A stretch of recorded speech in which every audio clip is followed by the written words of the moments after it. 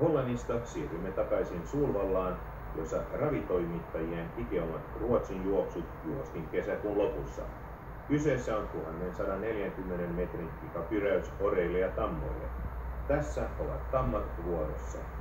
Kommer iväg i 2 Namara, Hanover 5 Caspian är väldigt snabba ut. Galopp för 4 Eva Pride. Det är hård strid om spets. 2 Namara, Hanover 5 Caspian på utsidan.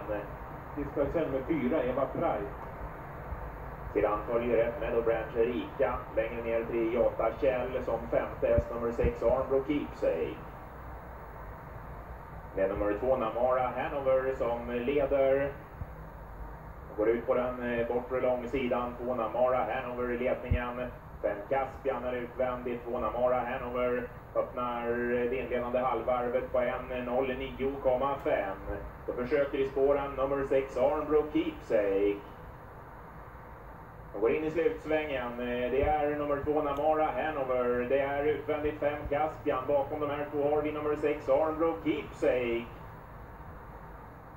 De är i utgången av den sista svängen snabbt fram i tredje spår. Nummer 6 Armbro Keepsake. Innanför där i andra spår nummer 5 Caspian. Det är 6 Armbro Keepsake som skaffar sig greppet inne på upploppet. Hon öppnar 1000 meter på cirka 1:10. Vi har 6 Armbro Keepsake som länsar undan i klar ledning. Överlägsen är nummer 6 Armbro Keepsake.